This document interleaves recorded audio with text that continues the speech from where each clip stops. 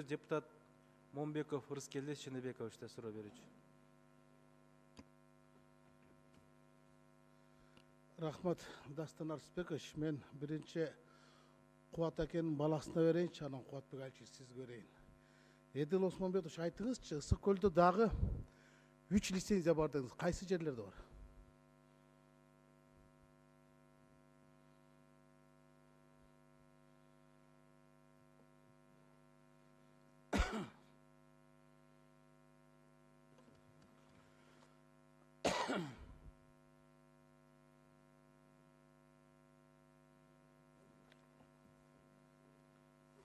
Рыскелди ичинде 4 лицензия бар. Бул Сары Сай анчасы, Жетөгүздө. Жетегиз? Сиз катыраак эле айтсаңыз, шыбырабай эле, такыр эле толкундан атасызбы, же коркуп атасызбы? Каты айтыңыз, эл уксун, эл барып күтүп атат. 4 лицензия бар. Рыскелди Чыныбекович, бул Жетөгүздө Сары Сай аянчасы, анан Сары Жаз аянчасы, Аксу районунда. Көлдө Аксу районундагы бир бар, Беркут аянчасы бар, анан ушул Кызыл Өмпү. Уранга 4 лицензия бар. Көлдө.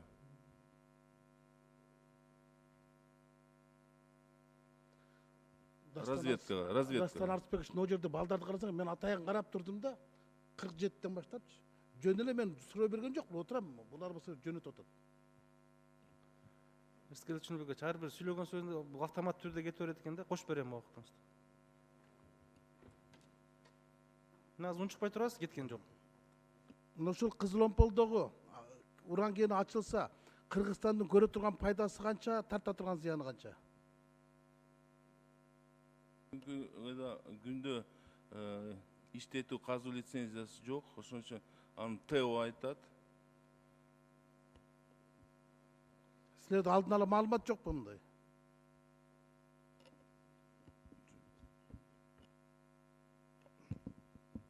Биз мындай орто эмемен эметсек, азыркы маалда 3,5 миң тонна уран запаска коймок бул компания. Ар бир тоннадан компания эметсе $70 миллион, бир тонна $70 миллион акча болот да. Анын эмесинен салыктарын алганда бир $7 миллион ушу салык түрүндө өкмөттүн бюджетине түшмөк. Ошондой эсептерде мындай просто предварительный технико-экономический расчеттор боюнча 1 миң тонна уран өндүрүштө жылына.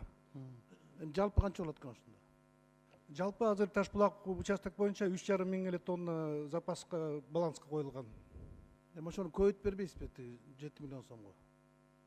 Жок, эми бул бир эле участок, бардык Кызыл Омпол участок боюнча, россыптар боюнча 13 миң тонна прогнозный ресурс. Бирок анын баарын дагы изилдеш керек. Башка участоктардан чыкмак. Андан башка дагы ошол жакта эме бар, коренное месторождение Көкмойнок. Аякта дагы 1,5 миң тонна уран бар. Ну, ошол аянтта да, ошол Евразиянын компаниясынын аянтында ошондой цифралар. Бирок анын баары дагы изилденгенде, кайсынын баары такталганы көбүрөөк болобу, азыраак болобу, жумуштар менен далилдеш керек да, алар геологоразведочный жумуштар менен. Шахта түрүндө казылабы же карьерныйбы? Карьерный болмок. Эдил Кубатович, жана сиз башында биринчи суроого жооп бергенде айттыңыз да, биз Кызыл Омпол боюнча уранды иштетүүнү колдошубуз керек депчи. Туурабы?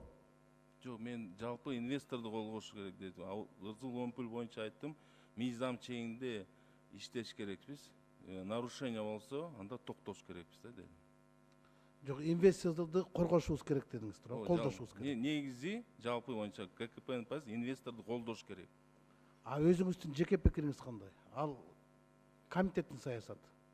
Эми өзү жеке пикирим, эл менен эле, эл кандай мына маселе көтөрүп атат, ошондой эле. Бирок биз мыйзам чегинде кыймылдаш керекпиз. Сиз үчүн эң ирди эмне эсеп? Элдин пикири эсеппи же экспертизанын пикири эсеппи? Биз экиге бөлүп атабыз да, мыйзам бар, анан элдин пикири бар да. Силер мыйзамды такабай бербегиле да. Силер элдин пикири экспертизадан да жогору турат. туура мен эл чечет. туура, Анан кийин мына кое туруңуз. ГКМ айтып атат, биз каршыбыз деп атат. ГКП айтып атат, биз макулбуз дейт. Өкмөттүн пикири эки жолго чейин элдин башы айнап бүттү. Рыскел чынымен Силер- мен айткан жокмун. Не дедиңиз ана? Мен айттым, бул эл менен талкуу болот, общественный слушай, ОВОЗ. Эл каршы чыкса, бул ген иштебейт. Любой эле ушундай позиция да. Эл каршы болуп атпайбы азыр? Ушу мыйзам чегинде кыймылдайбыз да. А силер чалгындоо иши 51-жылы бүткөн, силер эмне чалгындоо разведкага кылып атасыздар? 51-чи эмес, 20-чы жылга чейин болчу. Бул мурун берип калганда. Азыр биз токтоттук. Жок, чалгындоо иштер эстердин убагында бүткөн да. Жо, СССР убагында бүткөндөн азыр баягы заверочный работа өтүш керек да. Бул деле мыйзам чегинде да. Эч кандай мыйзам. Сиз Россияга акыркы жолу качан барып келдиңиз? Ушул иштер боюнча. Мен ушул иштерим менен Россия барган жокмун. Россиянын президентинин иш сапарынын алдында барып келдиңиз беле Москвага? Мен Москва баргам, ээктин алкагында баргамбы, министр промышленности жолукканда. Бул боюнча маселе көтөрүлгөн жок. Бул маселе боюнча барган, башка маселе боюнча баргансыз? Промышленность боюнча баргам, ээктин коллегиясына. Мен бул компания тиешим жок, бир эле сразу эле айтып коеюн. Биз жакшы билебиз бул компания сиздин тиешиң. Кимдин тиешеси бар экен, кайсы экс-премьер тиешеси бар экен биз билебиз. Эл деле билет. Куатбек Айылчиевич, ногу биздин Кыргызстандагы уран көрүстөндөрүн толугунан кайта рекультивация кылыш үчүн канча миллион доллар акча керек? МЧСтин балансында 33 шахталын айланпа сайы боюнча. Примерный суммасы, азыр мага айтып берип атат министрдин орун басары. Это 134 миллион долларын тегерек деп. 134 миллион доллар керек Кыргызстанда уран калдыктарын көрүстөндөр бар. Бул жанагы Аскерчинович неме боюнча МЧСтин балансындагы хостохранилиштер боюнча. Андан сырткары действующийлердин көзүнчө. Эми азыр өкмөттүн ушундай чечими болду, убактылуу токтоттуңар, туурабы? Убактылуу дегенге болбойт. Убактылуу токтотулсун деген ал жерде сөз жок. Токтотулсун деген токтотконбуз.